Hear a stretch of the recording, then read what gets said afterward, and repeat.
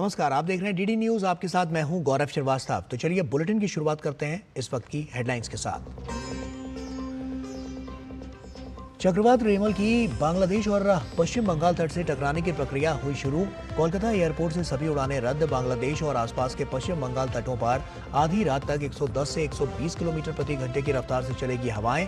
प्रधानमंत्री ने की तैयारियों पर समीक्षा बैठक। केंद्रीय गृह मंत्री ने कहा लोगों को सुरक्षित स्थानों पर पहुंचाया गया। एनडीआरएफ टीमों की पर्याप्त संख्या में तैनाती।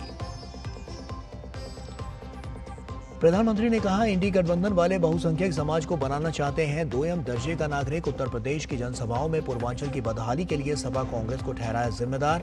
कहा कानून व्यवस्था और सपा का 36 का आंकड़ा।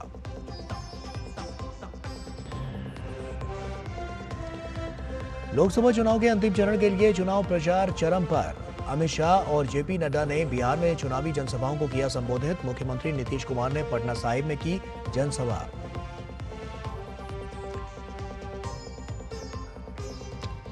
विपक्ष के दिग्गजों ने भी चुनाव प्रचार में झोंकी ताकत। कांग्रेस नेता राहुल गांधी ने हिमाचल प्रदेश के नाहन तो कांग्रेस महासचिव प्रियंका गांधी ने पंजाब के पटियाला में की चुनावी रैली।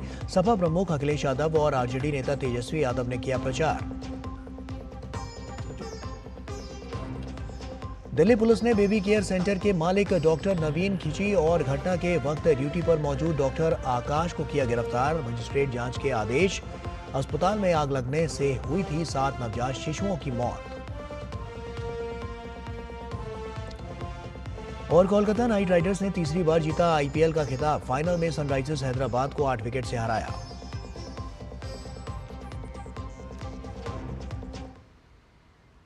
और आइए बुलेटिन की शुरुआत करते हैं इस वक्त की अहम खबर के साथ।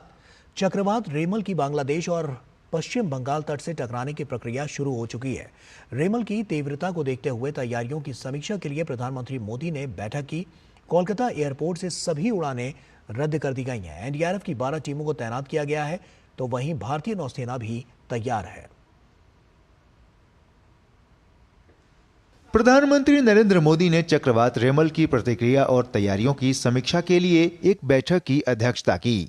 मौसम विभाग के मुताबिक बंगाल की खाड़ी के ऊपर बना निम्न दबाव प्रणाली चक्रवात रेमल कुछ घंटों में एक गंभीर चक्रवाती तूफान में तब्दील हो जाएगा और 26 मई की मध्य रात्रि के आसपास बांग्लादेश और आसपास के पश्चिम बंगाल तटों के बीच एक गंभीर चक्रवाती तूफान के रूप में टकराएगा।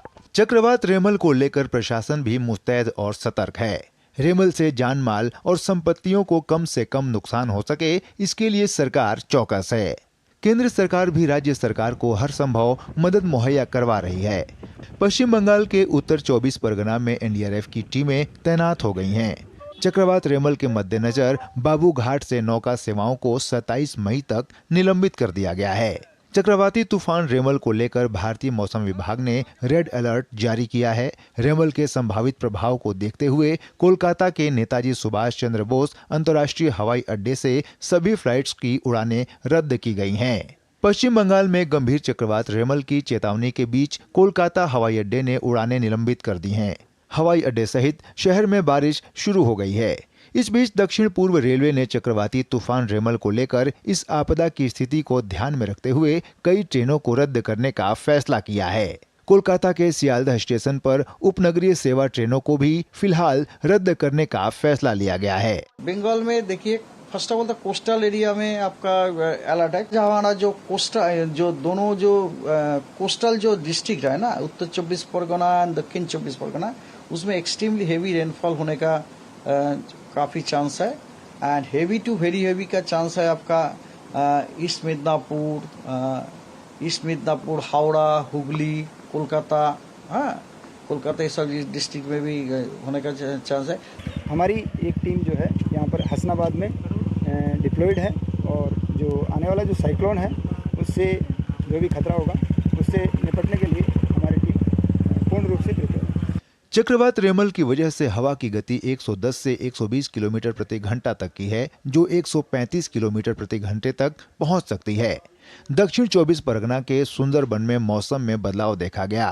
पूर्वी मेदिनीपुर जिले के मंदारमणि और दीघा इलाके में मौसम ने करवट ले ली है। वहीं ओडिशा के भुवनेश्वर में तैनात चक्रवात रेमल पर विशेष राहत आयुक्त सत्यव्रत साहू ने कहा कि हम पिछले 4-5 दिनों से इस पर लगातार निगरानी रखे हुए हैं। वहीं सिविल डिफेंस कर्मी सैयद अली खान ने बताया कि मौसम खराब हो चुका है, लेकिन हम पूरी तरह से तैयार हैं। मौसम विभाग ने बताया कि रेमल तूफान का सबसे ज्यादा असर पश्चिम बंगाल पर पड़ने वाला है, क्योंकि तूफान पश्चिम बंगाल में स्थित सागर द्वीप से टकराने वाला है। तूफान की वजह से कई जगहों पर तेज बारिश हो रही है और कई स्थानों पर हवाओं की गति में परिवर्तन आया है। समुद्र तट के आसपास रहने वालों को घर से बाहर नहीं निकलने की सलाह दी गई है। साथ ही लोगों को समुद्र में नहीं जाने की भी सलाह दी गई है। Bureau report, DD news. और वहीं गृह मंत्री अमित शाह ने चक्रवात रेमल पर सोशल मीडिया एक्स पर लिखा कि चक्रवात रेमल के भूस्खलन के मद्देनजर संबंधित अधिकारियों से बात की। उन सभी क्षेत्रों में एनडीआरएफ की पर्याप्त तैनाती की गई है जहां चक्रवात का प्रभाव हो सकता है। लोगों को सुरक्षित क्षेत्रों में पहुंचाया जा रहा है और आपदा प्रतिक्रिया एजेंसियां ये सुनिश्चित करने के लिए युद्ध स्तर पर काम कर रही है कि जानमाल की सुरक्षा हो। मोदी सरकार आपदाओं में न्यूनतम जानहानि के लक्ष्य को हासिल करने के लिए प्रतिबद्ध है।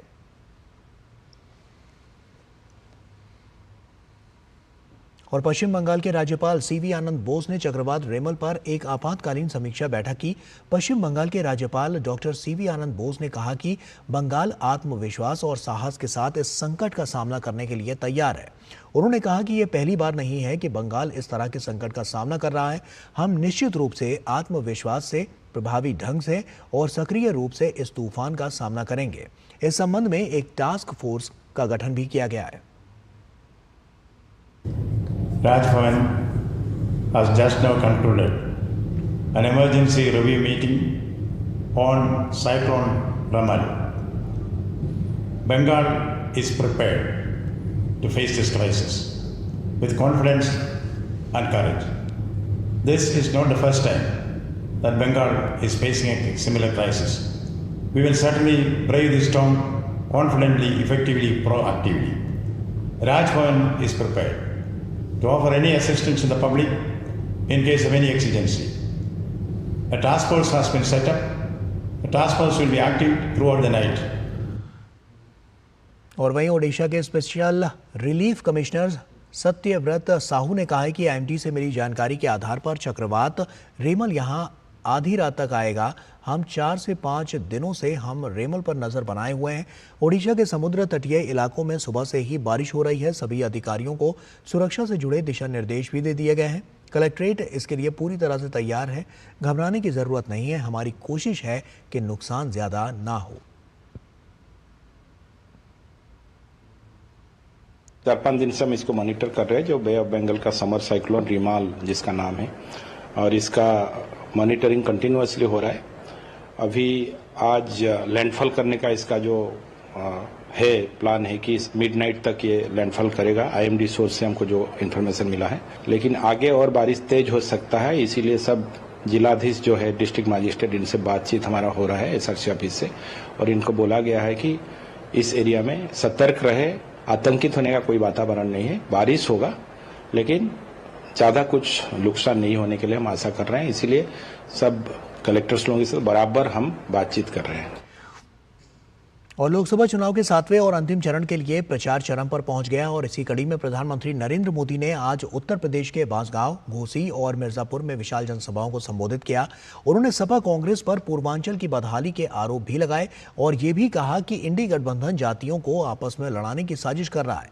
प्रधानमंत्री ने कहा कि 6 चरण के मतदान ने इंडी गठबंधन के छक्के छुड़ा दिए हैं और इंडी गठबंधन के लिए पाकिस्तान में दुआ की जा रही है।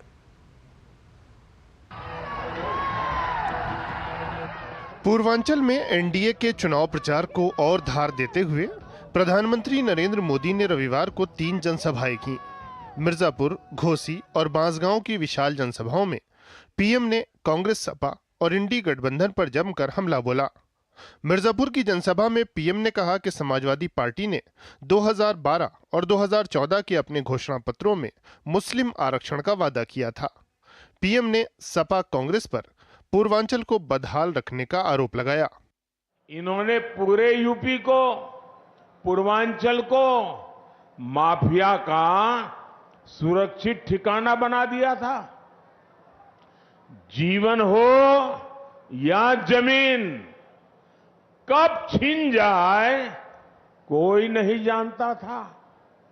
और सपा सरकार में माफिया को भी वोट बैंक के हिसाब से देखा जाता था। अब ऐसा नहीं है। अब हां, हमारे योगी जी और उनकी पूरी सरकार मेरा जो स्वच्छता अभियान है ना, उसको बड़ी बहादुरी से आगे बढ़ा रहे हैं।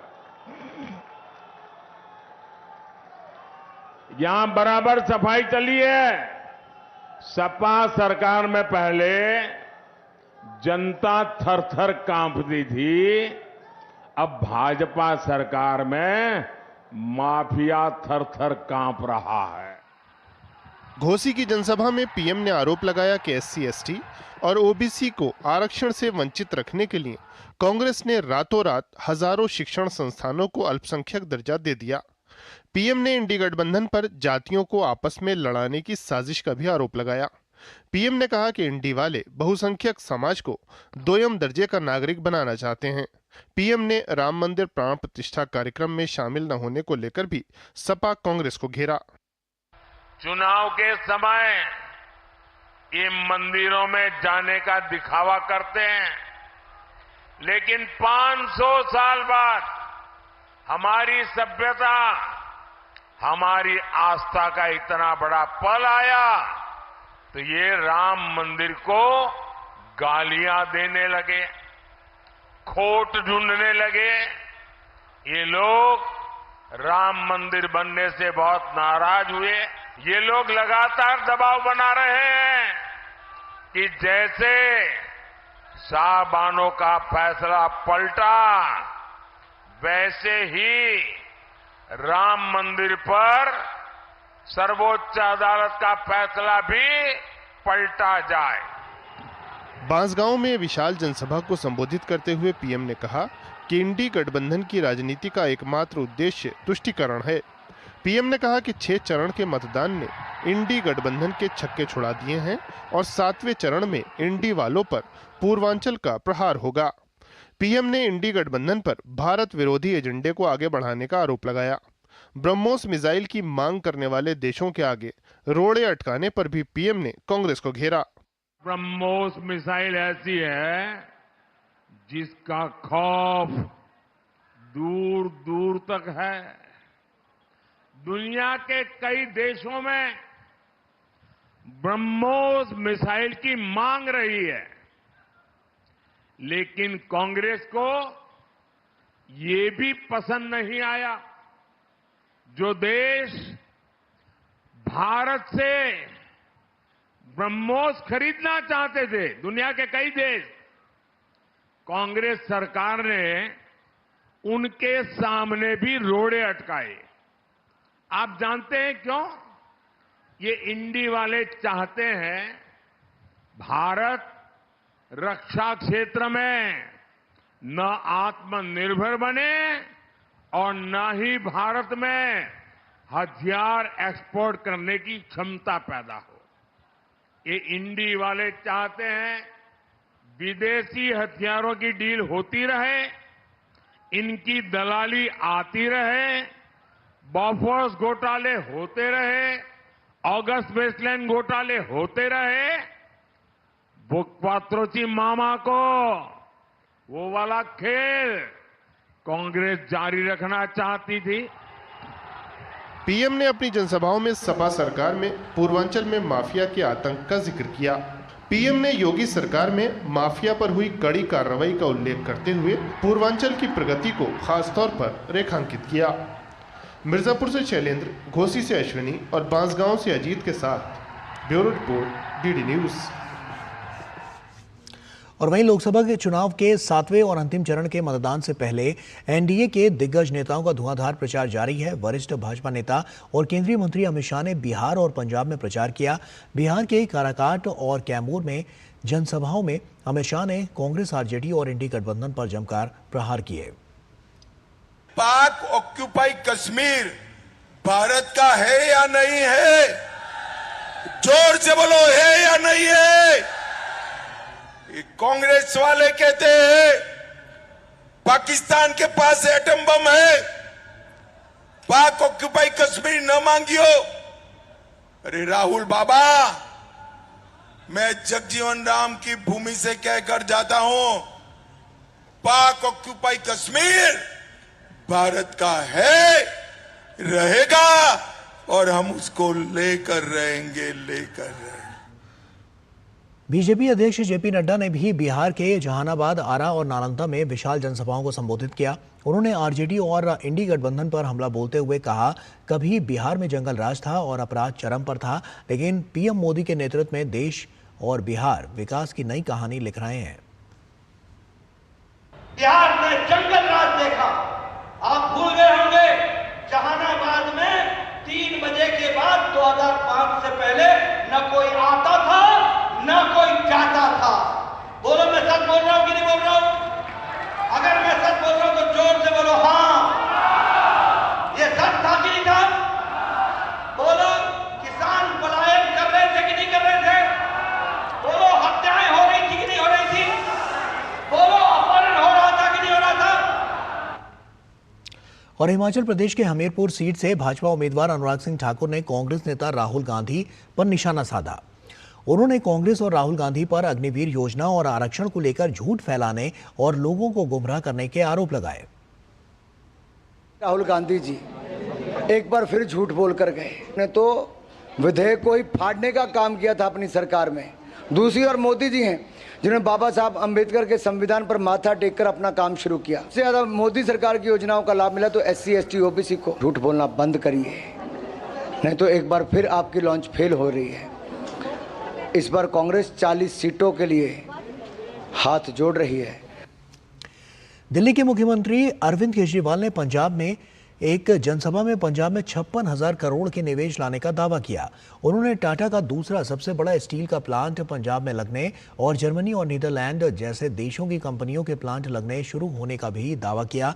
लेकिन हकीकत यह है कि पंजाब में आम आदमी पार्टी के नेतृत्व वाली सरकार के कार्यकाल के पहले वित्तीय वर्ष के दौरान निवेश में 85.23% से अधिक की गिरावट आई है। MSME export promotion council of confederation of organic food producers and marketing agencies द्वारा एक अध्ययन में कुछ दिन पहले ये कहा गया था कि वित्तीय वर्ष 2022 से 23 में पंजाब को केवल 3,492 करोड़ रुपए का निवेश प्राप्त हुआ, जो वित्तीय वर्ष 2021 से 22 में प्राप्त 23,655 करोड़ रुपए के निवेश से 85.23% कम था। Centre for monitoring of Indian economy के माध्यम से उपलब्ध आंकड़ों में कहा गया है कि 2018 से 19 में घोषित नई निवेश परियोजना 43,323 करोड़ रुपए की थी, जबकि 2019 से 20 में 12,267 करोड़ रुपए, 2020 से 21 में 15,761 करोड़ रुपए और 2021 से 22 में 23,655 करोड़ रुपए की थी। लेकिन 2022 से 23 में ये केवल 3,492 करोड़ रुपए रह गई। उधर राष्ट्रीय राजधानी नई दिल्ली के विवेक विहार स्थित एक बेबी डे केयर सेंटर में भीषण आग में हुए 7 बच्चों की मौत के मामले में बड़ी खबर सामने आई। दिल्ली पुलिस ने न्यूबॉर्न बेबी केयर सेंटर के मालिक डॉक्टर नवीन को गिरफ्तार कर लिया है। डॉक्टर नवीन कल रात से ही फरार थे। नई दिल्ली के विवेक विहार स्थित एक बेबी डे केयर सेंटर में शनिवार देर रात भीषण आग में 7 नवजातों की मौत हो गई। घायल हुए 6 बच्चों का एक अन्य अस्पताल में इलाज चल रहा है। घटना के समय सेंटर में 12 नवजात भर्ती थे। दमकल विभाग के अनुसार कई घंटों की मशक्कत के बाद आग पर काबू पाया गया। इस स्थल की जांच के दौरान पता चला कि दिल्ली के NCT की समय सीमा 31 मार्च को ही समाप्त हो चुकी थी। डॉक्टर नवजात शिशु का इलाज करने के लिए योग्य नहीं थे। आग लगने की स्थिति में उक्त अस्पताल में कोई अग्निशामक यंत्र भी नहीं था और किसी भी अप्रिय घटना की स्थिति में अस्पताल में कोई आपातकालीन निकास नहीं था। उत्तर भारत समेत देश के कई हिस्सों में प्रचंड गर्मी पड़ रही है। हीट वेव और लू से लोगों की दिनचर्या बुरी तरह से प्रभावित हुई है। लोगों का घरों से बाहर निकलना भी कठिन हो गया है। केवल जरूरी कामों के लिए लोग घरों से बाहर निकल रहे हैं। गर्मी तो बहुत पड़ रही है, कभी कभी 43 डिग्री भी टेम्परेचर पहुंच जाता है, तो इसके कारण आने जाने में बहुत प्रॉब्लम होती है। गर्मी से सर ट्रैवल करने में तो बहुत ज़्यादा प्रॉब्लम होता है, स्पेशली कोचिंग आने जाने में। अगर जैसे अभी दोपहर की क्लासेस है, गर्मी के हमारे बहुत बुरा हाल है। लोग बाहर खाने पीने का नाम नहीं ले रहे, सिर्फ पानी पानी लिक्विड यही चल रहा है बस। गर्मी है और पसीना छूट रहा है, बहुत पसीना छूट रहा है। और वहीं राजस्थान के फलौदी में सबसे अधिक 50 डिग्री तापमान रिकॉर्ड किया गया। वहीं बाड़मेर और जैसलमेर में तापमान 48 डिग्री से ज़्यादा रहा। बीकानेर में लोग तपती और झुलसती गर्मी से परेशान दिखे। मौसम विभाग ने राजस्थान में अगले 3 से 4 दिन भी ऐसे ही रहने की संभावना जताई है और रेड अलर्ट जारी कर दिया है। मौसम वैज्ञानिक नरेश कुमार ने बताया कि फिलहाल पंजाब में उतनी गर्मी नहीं है, लेकिन आने वाले दिनों में पंजाब में पारा बढ़ सकता है और हमने पंजाब में 2 दिनों के लिए ऑरेंज अलर्ट और फिर रेड अलर्ट की घोषणा की है। हरियाणा में मौसम विभाग ने पहले ही रेड अलर्ट जारी किया हुआ है। दिल्ली एनसीआर में तापमान पहले ही 45 डिग्री से ऊपर दर्ज किया जा रहा है।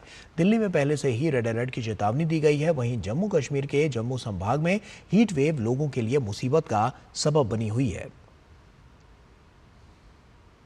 एनसीआर दिल्ली की बात करें, जहां जो टेम्परेचर्स है, जहां भी आज heat wave to severe heat wave हो सकती है। हो सकता है कुछ स्टेशन 47 तक पहुंच जाए, लेकिन जैसे हमारी मेजर ऑब्जर्वेटरी सफदरजंग की है, वहाँ पे 44-45 का ही अनुमान है हमारा, लेकिन इसके अलावा हो सकता है कहीं 47 तक पहुंच जाए।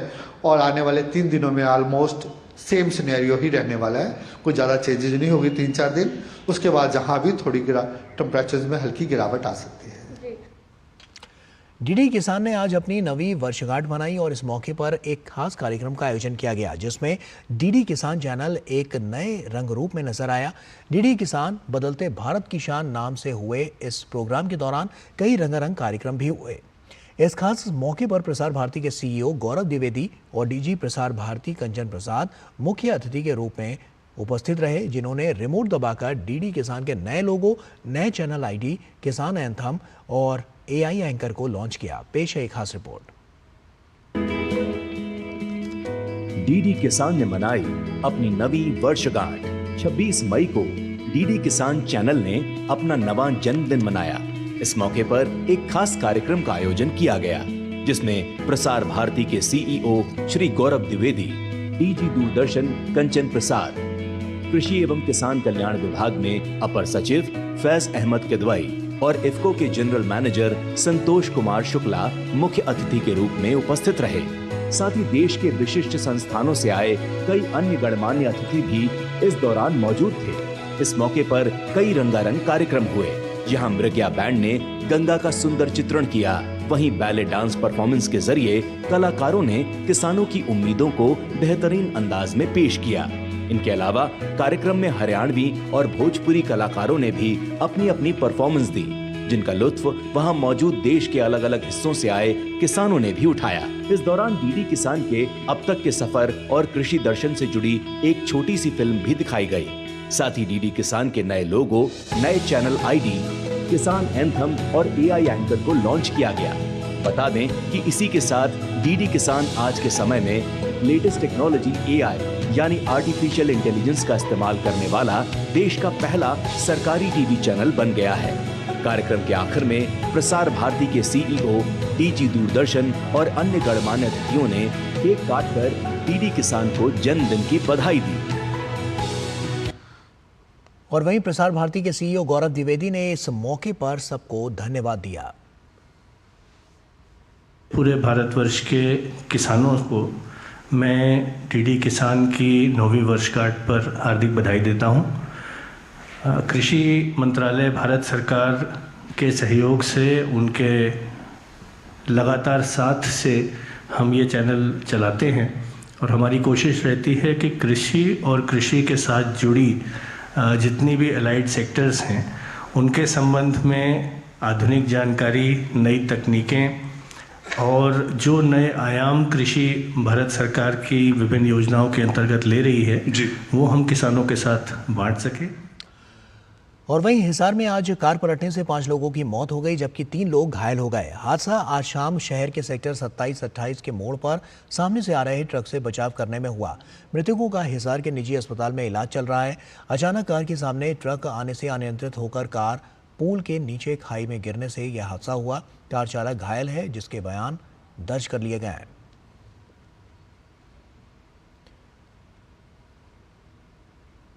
कोलकाता नाइट राइडर्स ने तीसरी बार आईपीएल का खिताब अपने नाम कर लिया है। टूर्नामेंट के खिताबी मुकाबले में कोलकाता नाइट राइडर्स ने सनराइजर्स हैदराबाद को 8 विकेट से हराकर आईपीएल की ट्रॉफी पर अपना कब्जा जमा लिया। इस जीत के साथ ही कोलकाता नाइट राइडर्स तीसरी बार खिताब हासिल करने में कामयाब हुई। इस मैच में सनराइजर्स हैदराबाद द्वारा दिए गए लक्ष्य का पीछा करने उतरी कोलकाता की टीम के बल्लेबाजों का दमदार प्रदर्शन देखने को मिला। मैच में वेंकटेश अय्यर और रहमानुल्लाह गुरबाज की अर्धशतकीय साझेदारी देखने को मिली। वेंकटेश अय्यर ने 26 गेंदों में 52 रनों की अर्धशतकीय पारी खेली, वहीं रहमानुल्लाह गुरबाज ने 39 रन बनाकर कोलकाता की जीत में अहम भूमिका निभाई। इससे पहले टॉस जीतकर पहले बल्लेबाजी करने उतरी सनराइजर्स हैदराबाद की टीम केकेआर के गेंदबाजों के सामने नहीं टिक पाई और 18.3 ओवर में 113 रन बनाकर ऑल आउट हो गई। कोलकाता के लिए आंद्रे रसेल ने 3 विकेट झटके, हर्षित राणा और मिचेल स्टार्क ने 2-2 विकेट लिए। कोलकाता ने इससे पहले अपना अंतिम खिताब 2014 सीजन में पंजाब किंग्स को हराकर जीता था और अब 10 साल बाद टीम ने सनराइजर्स हैदराबाद को हराकर फिर एक बार ट्रॉफी पर कब्जा जमाने में सफल रही। और इसी के साथ फिलहाल इतना ही। दीजिए इजाजत, नमस्कार।